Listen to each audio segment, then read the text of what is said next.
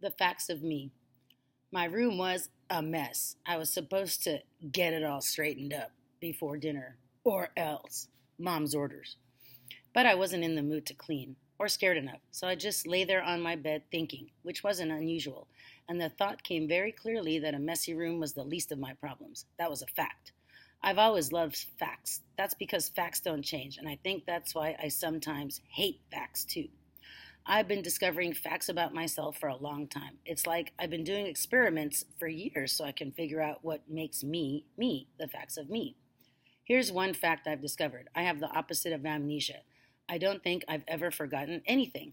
I can remember all the way back. I can remember the smell of the soft blue cloth my mom tucked under my chin to catch the drips when I drank baby formula from a bottle. I can remember each red polka dot on the hat of the stuffed clown puppet I slept with in my crib, 12 dots. I can remember the yellow and white diamond pattern on the plastic liner of my playpen and the taste of those biscuits I chewed on before my teeth popped through my gums. I remember all that stuff. And lying there on my bed, I remembered back to when I thought everyone else was just like me, because that's the way it seemed to me in the beginning. I couldn't tell the difference between myself and everybody else.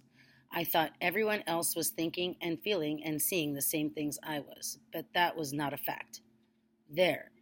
The way I was thinking just there. That's another fact about me. I do that constantly, that kind of analyzing. I've always been like that. Then my mind went racing through its filing system, and I remembered every detail of the day when I first started to see I was different. It happened because of my big sister, Anne. She was 6 years older, so it was like we lived on different planets. Whenever we got anywhere near each other, Anne's planet usually crushed my planet. It was a Saturday morning right after I had learned how to walk, and Anne dumped a big 500-piece jigsaw puzzle onto the floor in our family room. The picture on the box showed a scene from a Muppets movie. Anne thought she was this huge puzzle expert, and when I went over to watch, she said, "No, Nora, this isn't a baby puzzle. Get away." I've moved back a little bit, but I kept watching. I've never been scared of Anne. That's because I've always understood her. All Anne has ever wanted is for everybody to beg her to be the queen of the universe. First, Anne turned all the pieces picture side up, and then she picked out all the pieces with straight edges. Those were the frame pieces because Anne always puts the frame of a puzzle together first. After the frame was done, Anne started looking for a part of Miss Piggy's ear. So I leaned forward and put my pointer finger on a puzzle piece. "Hey," said Anne, and she pushed my hand away. Then she saw. I had pointed to the piece she was looking for. She picked it up, turned it around, and pushed it into place. Narrowing her eyes at me, Anne said, "Where's the one that goes here?" And she put her finger on a piece at the bottom edge of the frame.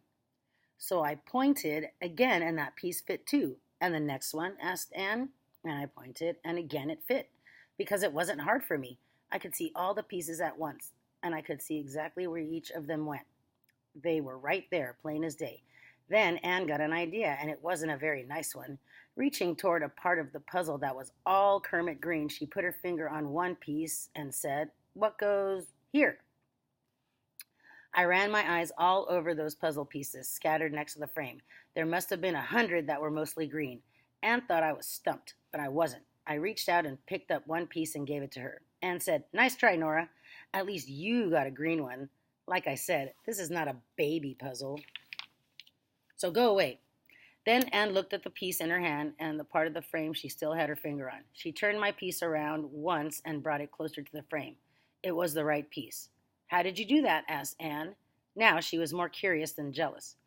But I just looked at all the pieces and picked up another one, and Anne put it in the puzzle, hooking it on to the other piece I had found. Then Anne said, "Here, Nora, you put some pieces in the puzzle. You just have to push each one down like this with your thumb. Start right here." I could feel how Anne was watching me. She had never looked at me that way before. I didn't know I was doing anything unusual because for me the puzzle was so easy. I didn't have to look and try out 10 pieces to find a right one. I could just see the next piece. I didn't have to slow down, and I didn't make any mistakes. Anne ran and got Mom. Then I felt 2 pairs of eyes staring at me, so I stopped. "Go on. Keep doing the puzzle, Nora," said Anne. "Show Mommy. Find the piece for right there." Then Mom said, "Go on, honey. Help Anne do the puzzle." Go on.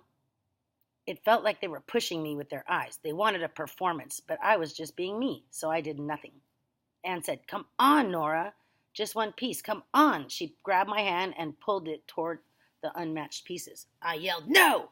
And I yanked my hand away. That was it for me. Puzzle playtime was over.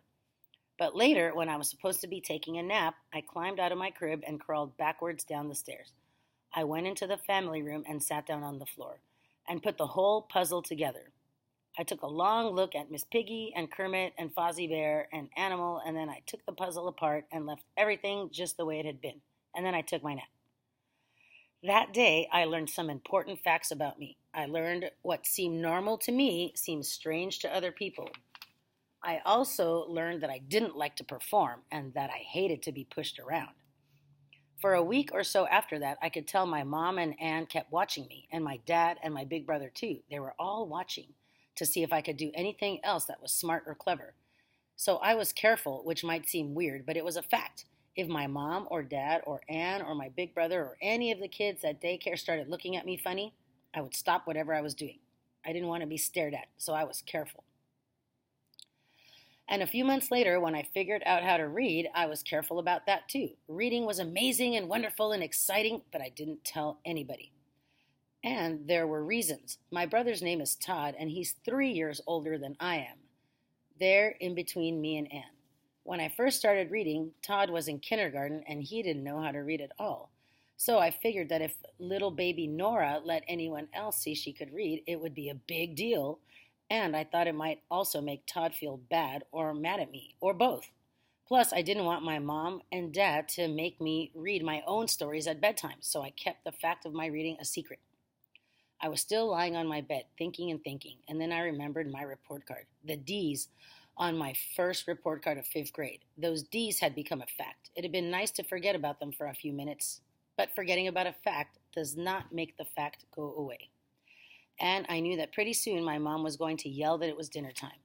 I got up off the bed, walked over to the desk, grabbed my report card, and licked the flap of the envelope. The glue tasted terrible. I waited a second and then pressed the flap shut. Now the report card was hidden away, sealed inside its ugly brown recycled paper envelope. And I even flattened out the little tabs of the brass fastener.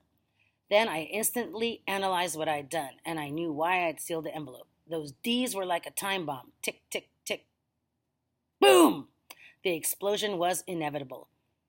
I was putting it off until the last possible second. I had thought about getting those D's for a long time. I felt pretty sure that my plan made sense, but still, my mom and dad had always been crazy about grades. And I had to face the fact. Those D's were going to have to be explained, but not the part about Stephen, about how those D's were related to him. The part about Stephen wouldn't have to be explained until much later. Maybe never.